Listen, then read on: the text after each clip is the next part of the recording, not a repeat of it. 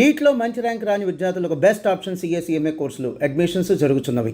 రాజేష్ గారు ఎందుకనమ్మా అంత త్వరగా చనిపోవడానికి గల కారణం అంటే ఏం చెప్పగలరు ఒక అక్కగా? ఎందుకంటే చాలా ట్రాజరీ అయింది, వింటుంటే కూడా కొంచెం గుండె తరుక్కుమంటది ఆయన లైఫ్ స్టోరీ వింటున్నా కానీ. మంచి యాక్టర్ వాడు. కానీ ఏంటంటే నేను మా అమ్మగారు ఒక సినిమాకి వెళ్ళాం, పుణ్యభూమి కళ్ళు తెరిచింది. దాంట్లో సెకండ్ హీరోయిన్ నేను, ఫస్ట్ హీరోయిన్ ఏమో సంగీత గారు, శ్రీధర్ గారు. నేను గుమ్మడి గారు అబ్బాయి తెలుసు కదా, ఆ అబ్బాయి నేను హీరోయిన్స్, సెకండ్ హీరోయిన్స్. గుమ్మడి గారు అబ్బాయి తర్వాత ఏదో అతనికి ఇంట్రెస్ట్గా ఒక సినిమాలో చేయాలని ఆశగా చేసినట్టున్నాడు. తర్వాత ఇంట్రెస్ట్ పెట్టలేదు అనుకుంటా, మ్యారేజ్ చేసుకుని ఫారెన్కి వెళ్ళిపోయినట్టున్నారు ఆయన పెద్ద హీరోగా రాలేదు, నేను హీరోయిన్గా రాలేదు. ఆ సినిమాలో అయితే చేసాం, దేవదాస్ కనకాల్ గారు. మీరు అంతకు మించి వచ్చారు హీరోయిన్ గా కాకుండా. కరెక్ట్. ఈ రోజు మీతో రోషన్ గారితో మాట్లాడడానికి, సుమన్ టీవీ ప్రేక్షకులందరితో నేను ఈ రోజు కలిసి నా కథ చెప్పడానికి ఉండేది కాదు. 5 yearsకే అయిపోయేది నా కెరియర్, హీరోయిన్గా రిటైర్ అయిపోయేదాన్ని. ఈ రోజు వరకు ఉన్నానంటే ఈ క్యారెక్టర్ వైజ్గా నేను కామెడియన్గా చేయబట్టి ఇంతవరకు నేను గెటాన్ చేస్తున్నాను. మాకు రిటైర్మెంట్ లేదు కాబట్టి. అదే హీరోయిన్ అయితే తొందరగా విరమించుకోవాల్సిందే అంతే. చిట్టికి తావే లేదు. నేను చిట్టి అనే ఈ కామెడీ చేసడం వల్ల ఈ టిల్ అండ్ ఇప్పుడు అట్ ప్రెసెంట్ కూడా ఉంది నాకు ఆ పేరు. అది అదృష్టంగానే అనుకోవాలి కదా. అలాగా హీరోయిన్గా వచ్చానమాట. వచ్చి చేస్తున్నప్పుడు 1.5 month మేము లక్కవరంలో ఉన్నాం. లక్కవరం అక్కడ జరుగుతున్నప్పుడు మేము యాక్చువల్గా మాకు కొంచెం సెక్యూరిటీగా ఉంటుంది కదా అని, ఒక మగపిల్లడు ఉంటాడు కదా అని మేము ఆలోచిస్తే, వాడేమో మేము వచ్చే వారికి అంతా వాడు లవ్ చేసి పెట్టేసుకున్నాడు. రాజేష్ పెళ్లి లవ్ చేసుకున్నాడు ఒక అమ్మాయి. ఆ అమ్మాయి కూడా ఇండస్ట్రీలోనే ఉంటుంది, నాగమణి అని. ఆ అమ్మాయిని ఇద్దరు మాకు తెలియకుండానే వాళ్ళు అండర్స్టాండింగ్కి వచ్చేసినట్టున్నారు. తర్వాత మేము వచ్చేసరికి మా అమ్మగారికి బాంబు వేశాడు. బాంబు వేస్తే మా అమ్మగారు అన్నారు, ఓకేరా చేసుకుంటే తప్పులేదు, ఇప్పుడే మనం వచ్చాము, మా నాన్నగారు పోయి లైఫ్ అంటే ఏంటి అనేది తెలియకుండా మొత్తం ఇంతమందిని వేసుకొని ఎలా బతకాలి అనేది తెలియకుండా సిచ్యువేషన్లో 2 పిల్లలు ఉన్నారు, మీ అక్క ఉంది, ఇంకొక అక్క ఉంది, వీళ్ళిద్దరికి పెళ్లి కాకుండా ఇప్పుడు నువ్వు పెళ్లి చేసుకుంటాను అని అంటే అర్థం ఉందా? రాజేష్ కూడా కాదు అప్పుడు, ప్రసాద్, వాడి పేరు ప్రసాద్. కొంచెం ఒక 6 నెలలు ఆగు, 6 నెలలు ఆగిన తర్వాత నువ్వు పెళ్లి చేసుకో. 6 నెలలు ఆగడానికి కూడా నా వల్ల కాదని ఆ అమ్మాయి కానీ వీడు కానీ ఒక పట్టుబట్టి చేసేసుకున్నారండి. ఓకే. అక్కడి నుంచి వాడికి అయ్యింది. అక్కడి నుంచి వాడు ఫాల్ డౌన్ అయిపోయింది. వాడు ఏమనుకున్నాడంటే అయ్యో నా అక్క కష్టపడుతుంది, ఒక్కరితే కష్టపడుతుంది, నేను ఒక వేడి నీళ్ళకి చల్లనీళ్ళుగా ఉందాము, అర్థమైందా? వేడి నీళ్ళకి చల్లనీళ్ళుగా ఉందాము, ఏదో ఒకటి నేను కూడా యాక్ట్ చేస్తే ఇద్దరికి వచ్చే అమౌంట్ ఫ్యామిలీ గెటాన్ అవుతుంది అని వాడు అనుకున్నాడు. మనకు తెలీదు. వాడు కూడా ఇప్పుడు పెళ్లి చేసేసుకొని సుఖపడిపోతాం అనేది రేంజ్ కాదు వాడు మెంటాలిటీ. వాడి బాధ్యత ఈ విధంగా తీసుకుందాము, పెళ్లి చేసుకున్న అమ్మాయి ఏంటంటే రాఘవేంద్రరావు గారు తెలుసు, దాసరి గారు తెలుసు, నాకు పెద్ద వాళ్ళు తెలుసు, నేను ఎలాగైనా సరే నీకు మంచి ఆఫర్స్ ఇప్పిస్తాను అని అంటే వీడు నమ్మితే సరే వీళ్ళిద్దరు అండర్స్టాండింగ్లో ఏం నమ్మకంగా మాట్లాడుకున్నారో మనకు తెలియదు. సో ఆ ఒపీనియన్ తోటి వీడు ఆ అమ్మాయి మూలంగా ఏమన్నా మంచి లైఫ్ వస్తుందేమో, మన అక్కకి కూడా మనకి వేడినీళ్ళకి చల్లనీళ్ళుగా మనకి సపోర్టివ్గా ఉంటుంది అని ఆడు ఫస్ట్ ఆలోచించింది అదే అనుకుంటున్నా. పెళ్లి చేసుకోవాలనే ఒక స్వార్థ బుద్ధి కాదు, కుటుంబంలో మనం కూడా ఒక సపోర్టివ్గా ఏదైనా హెల్ప్ఫుల్గా అవ్వాలి అనేసి వాడికి వేరే దారి లేక ఈ దారి ఎన్నుకున్నాడేమో, నాకు తెలీదు. అది తప్పుదారి అయిపోయింది. ఓకే. ఎందువల్ల అంటారు? ఎందువల్ల అంటే ఆ అమ్మాయి చెప్పిన వేరు. ఏమనింది, హీరోగా నేను ఇంట్రడ్యూస్ చేస్తాను అనింది. తర్వాత చూస్తే హీరో కాదు కానీ మామూలు చిన్న వేషాలకు కూడా వాడికి సపోర్ట్గా రాలేదు. వీడు ఏం చేశాడు, నాకు ఎంతైనా పెళ్ళంగా అయిపోయింది కదా, ఇంకా నువ్వు చేయాల్సిన, ఆ అమ్మాయి డాన్స్లు అవి చేసేది సలీం మాస్టర్ దగ్గర, ఆ అమ్మాయి నాగమణి అని. రాఘవేంద్రరావు గారు అందరు తెలియని వాళ్ళు ఏం లేదు, ఇండస్ట్రీకి అందరికీ తెలియనిదేమి నేను మీకు చెప్పట్లా, అర్థమైందా? తెలియంది ఏం లేదు. ఆ అమ్మాయి మా ఇంట్లోకి ఎలాగొచ్చిందనేది చెప్పాలనుకోండి, మీరు అడిగారు కాబట్టి చెప్తున్నాను. ఇది వేరే టాపిక్ గా మరి మారితే మనకు తెలియదు. ఉన్నది చెప్పాలని చెప్పాలి అదే అని. ఇప్పుడు రాఘవేంద్రరావు గారు తెలుసు, అది తెలుసు, ఇది తెలుసు అని అన్నావు. తీరా చూస్తే నాకు చిన్న క్యారెక్టర్స్ ఇస్తున్నారు. అలా క్యారెక్టర్స్ ఇచ్చే దానికి నేను నిన్నే చేసుకోవాలా అని వాళ్ళ మనసులో వాళ్ళ లోపాకారంగా చాలా చాలా గొడవలు అయినాయండి. చాలా గొడవలు అయ్యాయి. తర్వాత వాడు డిప్రెషన్కి వెళ్ళిపోయాడు, వాడు తాగేస్తున్నాడు, వాడు మొత్తం వాడు లైఫ్ అంతా ట్రాక్ మారిపోయింది. ఈ విషయం ఈ సందర్భంలో ఈ అమ్మాయిని పనిలోకి పంపించలే. డాన్స్కి పంపించినా కొంచెం డబ్బులు వచ్చేది కదరా, ఎందుకు ఆ అమ్మాయిని ప్రొఫెషన్ ఎందుకు అడ్డుపడుతున్నావు అని అంటే, అందరు అడుగుతున్నావు చేతకాని వాడిలాగా మీ ఆవిడని పంపిస్తున్నావా, నువ్వేమో ఇంట్లో కూర్చున్నావా అని అడుగుతున్నారు.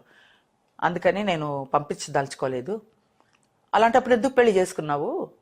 అందరు కష్టపడాలని, అందరు 4 రూపాయలు తెచ్చుకోవాలనే కదా నువ్వు పెళ్లి చేసుకున్నావు అని అనింది మా అమ్మగారు. అంటే ఏమోనమ్మా, అందరూ అడిగే ప్రశ్నలకి నేను సమాధానం చెప్పలేకపోతున్నాను. ఆవిడ గారు ఏమీ వెళ్ళక్కర్లేదు, ఇంట్లో ఉండమను, నేను వెళ్తున్నాను కదా, నేను సంపాదించుకొస్తాను, నేను తెచ్చిపెడతాలే అని అన్నాడు. అన్న కొద్దిపాటి రోజులకే వీళ్ళిద్దరూ మళ్ళీ వేరే కాపురం వెళ్ళిపోయారు. ఎటు తిరిగినా నాకే, నేనే చూసుకున్నాను. కానీ వాళ్ళు అనుకోవడం ఏంటంటే, అందరూ కలిసి ఉన్నది ఒక 2-3 years అందరు కలిసి ఉన్నామండి. ఆ కలిసి ఉన్నప్పుడు ఆమె పెట్టుబడి పెట్టినా, ఆమె సంపాదించుకున్నది పెట్టినా, ఏమండి కలిసి ఉన్నప్పుడు మీ డబ్బులు నా డబ్బులు అని చూసుకోము కదా. ఫ్యామిలీ అందరూ కలిసి అందరూ ఖర్చు పెట్టుకున్నది. నేను వచ్చి నా సర్వం వాడికి ఇచ్చేసాను. ఇది అంటే నువ్వు లవ్ చేసి నువ్వు పెళ్లి చేసుకున్నావు, నువ్వు నాది పోయింది, నాది లాస్ అయిందంటే దానికి అర్థం లేదు. ఇప్పుడు పిల్లలకు కూడా ఏం చెప్తుంది అంటే, మీ నాన్న వల్ల నేను చాలా మోసపోయాను అని చెప్తుంది. ఎవరి వల్ల ఎవరు మోసపోతారండి? ఇలా అంటేనే చప్పుడు వస్తుంది. వాడి వల్ల ఒక్కడి వల్ల చప్పుడు రాదు కదా, ఇద్దరు మింగలైన వల్లే కదా చప్పుడు వచ్చింది. ఇప్పుడు ఆడి వల్ల ఈమె కానీ, ఈమె వల్ల ఆవిడ కానీ మొత్తానికి ఇదయింది. ఇద్దరు ఫీల్డ్లో ఉండబట్టే ఇలా అయింది. ఇద్దరు ఫీల్డ్లో ఉండేవాళ్ళు కాకపోతే ఇంత సమస్య వచ్చేది కాదు. నేను అదే అనుకుంటున్నా, ఇద్దరు ఒక ఫీల్డ్లో ఉండబట్టి ఈ సమస్య అనేది వచ్చిందేమో. ఇప్పుడు ఆ అమ్మాయి సపరేట్గా ఉన్నా ఆ అమ్మాయి హ్యాపీగా ఉండేది, వీడు సపరేట్గా ఉంటే వీడు హ్యాపీగా ఉండేవాడు. ఎటు పోయి మా రాజేష్ మాకు దక్కకుండా పోయాడు. అంటే సూసైడ్ అటెంప్ట్ కాదండి, వాడు లైఫ్లో వెక్స్ అయిపోయాడు. ఇంక అంతే. వాడు నేను తీసుకున్న స్టెప్ నేను తప్పు, నేను అన్ని విధాలుగా తప్పు చేసేసాను, ఇంకా నా వల్ల కాదు, నేను వేరే మ్యారేజ్ కూడా చేసుకోలేను. అప్పటికే 3 పిల్లలు. నేను అన్నాను, ఎంతో మంది ఎలాగో ఉన్నారా పిల్లలు, కనేసిన వాళ్ళు కూడా వేరే వాళ్ళని పెళ్లిళ్ళు చేసుకొని సుఖపడే వాళ్ళు ఉన్నారు. నువ్వేంటి ఒక ఒంటికాలతో తపస్సు చేస్తున్నట్టు ఆ మాట మాట్లాడతావు ఏంటంటే, లేదమ్మా, నేను మోసపోయాను, నేను లాస్ అయిపోయింది, నా జీవితం పోయింది, నన్ను వదిలేయండి, ఇంకా నా గురించి మీరు ఆలోచించకండి అనేసాడు. మా తమ్ముడు అంతే, 38 yearsకే చచ్చిపోయాడు వాడు, రాజేష్ గారు. ఇప్పుడు ఏంటంటే అండి, వాళ్ళు ఏం మాట్లాడినా నాకేం అభ్యంతరం లేదు. ఇప్పుడు మా అండర్స్టాండింగ్లు ఏంటి, మా అండర్స్టాండింగ్లు ఎప్పుడైనా ఎవరైనా దూరంగా ఉన్నా బాగుంటే చాలు, నాకు అంతే కావాలి. ఎవరికి గుండెల మీద చెయ్యేసుకొని ఎవరు తప్పు ఎవరు ఏంటి అనేది ఆలోచిస్తే నేను చెప్పేది ఏమీ సమస్య కాదు, తప్పు కాదు. నేను 10 మందిలో చెప్తున్నాను. ఎందుకు రాజేష్ అంత చిన్న వయసులో చచ్చిపోయాడంటే అంటే వాడు ఏదైనా అండి, ఏదైనా సరే ఒక చిన్న మచ్చ పడిందంటే అది చచ్చిపోయే వరకు మన ఎంట పడతాదండి. అది నేను చెప్పదలుచుకున్నాను. ఏదైనా సరే జీవితంలో ఒక చుక్క పడిందంటే అది టిల్ ఎండ్ వరకు అది ఎంట పడుతూనే ఉంటుంది. పడదు అని అనడానికి కారణం లేదు, ఉండదు. అది ఎవరైనా సరే, నేనే ఉన్నానండి, నేను తప్పులు చేయలేదని అనట్లే, నేను కూడా తప్పులు చేశాను. ఎందుకంటే నా ఇంటిని నేను ఒక ప్లాన్ తోటి ఇంటిని ప్లాన్ చేసుకున్నా. నాకు ఒక వలసరవాక ఇల్లు, పెద్ద బంగ్లా, ఒక టీ నగర్లో ఒక ఫ్లాట్ చాలు. దీన్ని మించి నాకు వేరే తాటి వెళ్ళకూడదు అనుకున్న దాన్ని ఒక ఈసీఆర్లో ఒక స్టెప్ వేసా. ఈసీఆర్ అంటే రిసార్ట్ అనమాట. ఆ రిసార్ట్లో ట్విన్ హౌస్ లాగా, ఇలా రో హౌస్ లాగా ఉంటాయి కదా, దాంట్లో కాలు పెట్టా. తప్పు చేశాను. ఆ తప్పు నాకు ఈ హైదరాబాద్ తీసుకొచ్చింది, లేకపోతే నేను చెన్నైలోనే ఉండేదాన్ని. ఫైనాన్షియల్ గా ఇబ్బంది ఉందమ్మా ఇప్పుడు ఏమన్నా మీకు? ఇబ్బంది అంటే అండి, ఇబ్బంది ఏం లేదండి, దేవుడి దయ వల్ల, బాబా దయ వల్ల కట్ అయిపోయింది కదా. ఇప్పుడు నాకు ఒక ఆ ఇల్లు అద్దె ఉంది, ఆ ఇల్లు అద్దె ఒక 40,000 వస్తుంది. ఒక 20,000 ఇంట్లో హార్ట్ ఆఫ్ సిటీలో నేను హ్యాపీగా ఉండేదాన్ని, టీ నగర్లో ఉండేదాన్ని చక్కగా. 40,000 నాకు వస్తుంది, నాకు చాలదా? ఏదో డబ్బులు ఇచ్చే మా ఇంట్లో వాళ్ళు ఇచ్చేది చాలదా? నాకు చాలు కదా ఒక మనిషికి. నాకేమీ రెస్పాన్సిబిలిటీస్ లేవు, అన్ని రెస్పాన్సిబిలిటీస్ తీర్చేసుకున్న తర్వాతే నేను ఒక సెటిల్ చేసుకున్నాను నా లైఫ్ని. అలాంటిది నేను ఈసీఆర్లో కాలు పెట్టాను, తప్పు కదా అది. ఆ తప్పు అది ఏం చేశాను, అది అక్కడ కట్టలేక ఇది కట్టేసి ఈ 2 ప్లెడ్జ్ పెట్టాను అనమాట. ఏది ఈసీఆర్ది, మా టీ నగర్ది, వలసరవాకం ఇల్లు 2 ప్లెడ్జ్ పెట్టి ఒక 15 లక్షలు తీసుకొచ్చి అందులో కట్టి, ఆ కట్టిన ఇల్లు ఫినిష్ అయిపోయిన తర్వాత ఆ ఇల్లు అమ్మేస్తే మళ్ళీ ఈ 2 విడిపించేసుకోవచ్చు కదా అనుకున్నాను నేను. అది ఏమైందంటే మధ్యలో ఫాల్ డౌన్ అయింది ఇది రియల్ ఎస్టేట్, అది ఇరుక్కుపోయింది. నేను నెలకి 30,000 కట్టాల్సి వస్తుంది. 30,000కి ప్లెడ్జ్ పెట్టాను కదా, 30,000కి డబల్ ట్రిబుల్ అయిపోయింది. వడ్డీ పడిపోయింది. వడ్డీ పడిపోవడంతో ఇక 35 lakhs అయిపోయింది నాకు. 35 lakhs అవ్వడం ఏంటి, ఇంకా నేను ఏం చేయాలి? అప్పటికి నేను హోలీ సినిమా చేస్తున్నప్పుడు చలపతిరావు గారు, అన్నపూర్ణ గారు, మేమందరం షూట్ చేస్తుంటే ఇలా నా సమస్య వాళ్ళకి చెప్తే చలపతిరావు గారు అన్నారు, నేను పిచ్చా ఎర్రా, ఇండివిజువల్ ఇల్లు అమ్ముతానంటావేంటి, గాలి మీద ఉన్న ఇల్లు అమ్మేసి నువ్వు ముందు అప్పు తీర్చేసుకో అన్నాడు. అవునవునని ఈవిడ కూడా, అన్నపూర్ణ గారు కూడా సపోర్ట్ చేసింది.